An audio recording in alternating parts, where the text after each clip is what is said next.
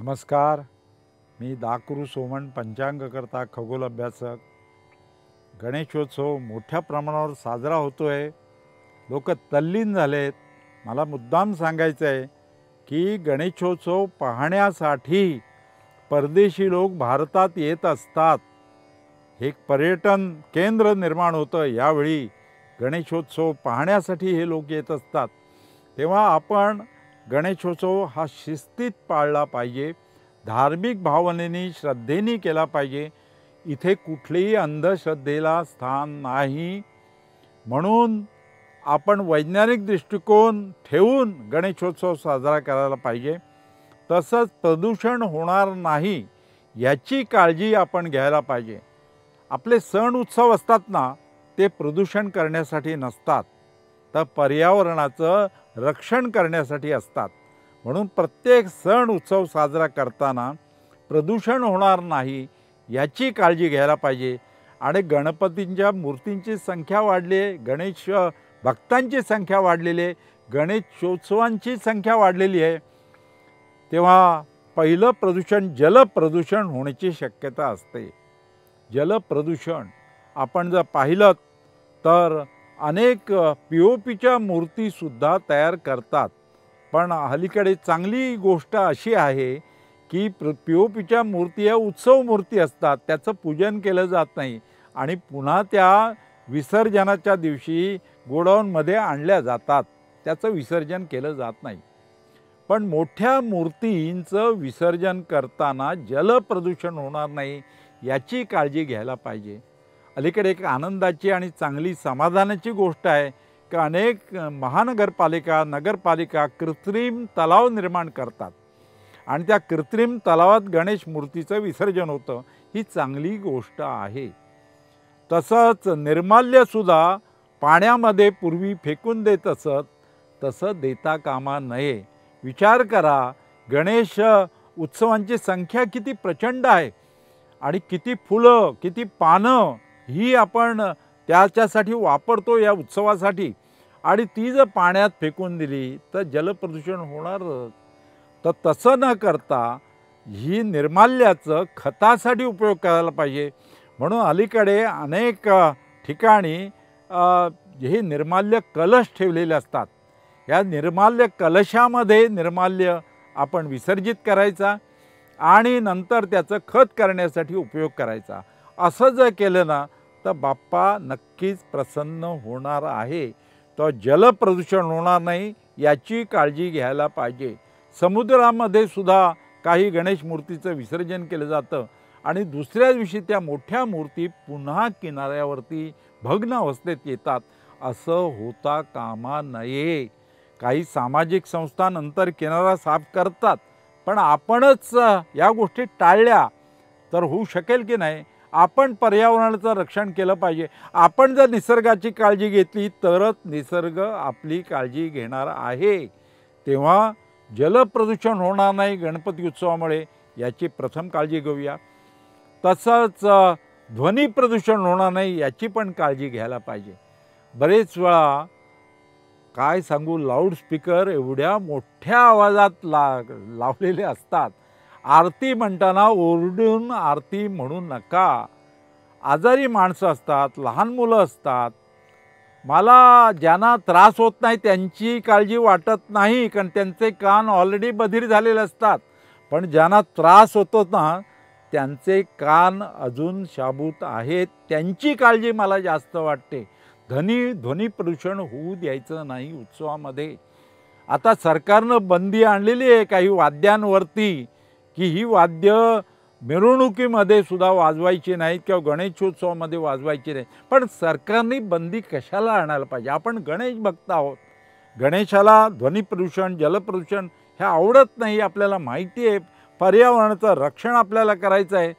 तर मित्रांनो, ध्वनी प्रदूषण होणार नाही याची काळजी गणेशोत्सव साजरा करीत असताना करायला पाहिजे, घ्यायला पाहिजे. आरती ही आर्त स्वरूपात म्हणायची. ऐकणाराला सुद्धा आनंद वाटेल आणि गणेशाला सुद्धा आनंद वाटेल. तो आरती हे श्रद्धेनं, भक्तीने, हळू, चांगल्या गोड आवाजात म्हटली पाहिजे आणि शुद्ध आवाजात म्हटली पाहिजे. कार्यक्रमाच्या वेळी सुद्धा लाऊडस्पीकरवरती बंधनं असली पाहिजेत. सरकारनं नियम करून मग बंधनं पाळण्यापेक्षा आपणच गणेश भक्त, गणेशाला जे प्रिय आहे ते आपल्याला प्रिय आहे, तेव्हा ध्वनी प्रदूषण होणार नाही, जलप्रदूषण होणार नाही, याची काळजी घ्यायला पाहिजे. तिसरी काळजी म्हणजे वायू प्रदूषण. हल्ली जी अगरबत्ती मिळते ती केमिकलची असते, बऱ्याच वेळा केमिकलची अगरबत्ती असते. आणि कापूरसुद्धा, ह्याचंसुद्धा वापर करताना संयमानं करायला पाहिजे. श्वसनाचे विकार असणारे जर पेशंट असले तर त्यांना ह्या अगरबत्तीच्या धुराचा, कापराच्या धुराचा त्रास होतो. आपल्या घरातल्याच माणसांना, इतरांना त्रास देण्यासाठी आपण उत्सव साजरे करत नाहीत, तेव्हा वायू प्रदूषण होणार नाही याचीसुद्धा काळजी घ्यायला पाहिजे. आणि अशा पद्धतीनं पर्यावरणाचं रक्षण करीत आपण प्रदूषण न करता उत्सव साजरा केला ना तर खरोखर गणपतीला पण आनंद होईल, भक्तांना पण आनंद होईल, निसर्गाला पण आनंद होईल. आपले सण उत्सव हेही निसर्गाचं रक्षण करण्यासाठी असतात, भक्षण करण्यासाठी नसतात. ही गोष्ट समजून घ्यायला पाहिजे. मग गणेशोत्सव साजरा केला की अनंत चतुर्दशी येते. अनंत चतुर्दशीचा आणि गणेश मूर्ती विसर्जनाचा काहीही संबंध नाही आहे, ही गोष्ट लक्षात घ्यायला पाहिजे. अनंत चतुर्दशी हे व्रत वेगळं आहे आणि गणेशाचं व्रत हे वेगळं आहे. आता अनंत चतुर्दशीच्या दिवशी आपण का गणेश मूर्तीचं विसर्जन करतो तर ते लक्षात घ्या. ते यासाठी की कधीकधी पौर्णिमेच्या दिवशी अपराह्नकाली भाद्रपद कृष्ण प्रतिपदा असली तर प्रतिपदा महालय, प्रतिपदा श्राद्ध हे पौर्णिमेच्या दिवशी असतं. आणि महालय सुरू झाला, महालयारंभ लिहिलेलं असतं पंचांग दिनदर्शिकेमध्ये, किंवा श्राद्ध पक्ष सुरू झाला की गणेश मूर्तीचं आपण विसर्जन करायचं नाही. म्हणून आदल्या दिवशी, म्हणून अनंत चतुर्दशीला आपण गणेश मूर्तीचं विसर्जन करतो.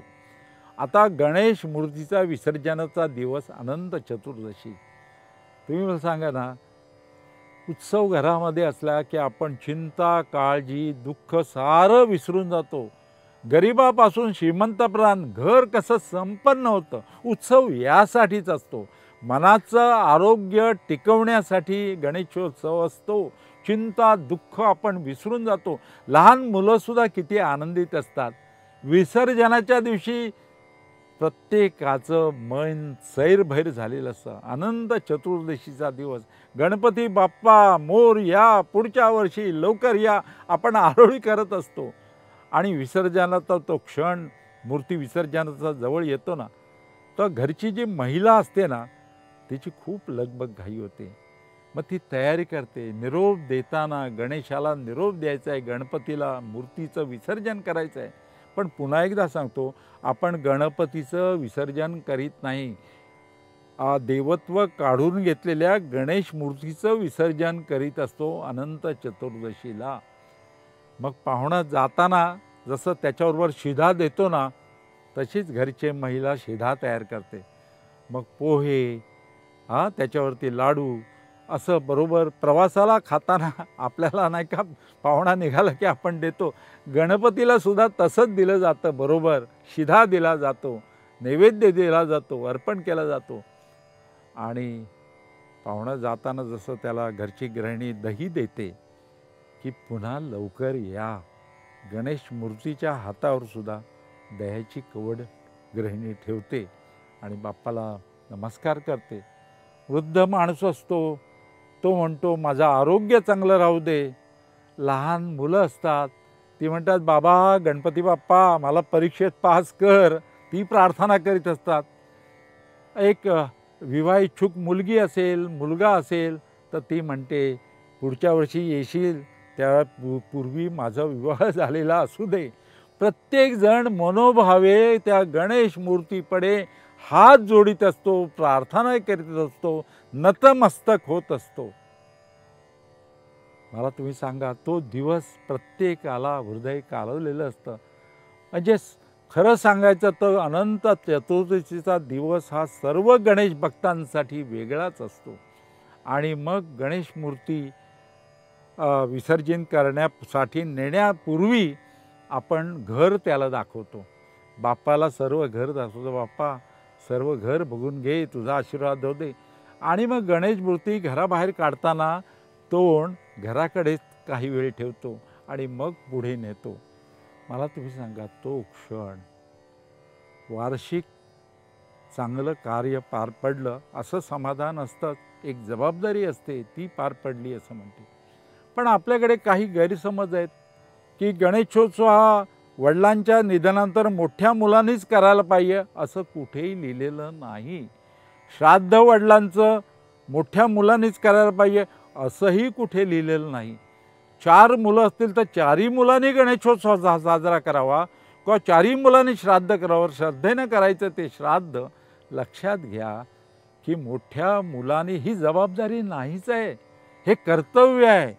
आपण ह्या संसारात जिथे लहानाचे मोठे होतो तिथे कर्तव्य आहे आणि हा एक आनंदोत्सव आहे.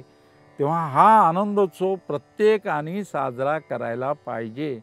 आता हे संगणकाचं युग आहे. प्रत्येक भारतीय जगामध्ये प्रत्येक देशामध्ये गेलेला आहे.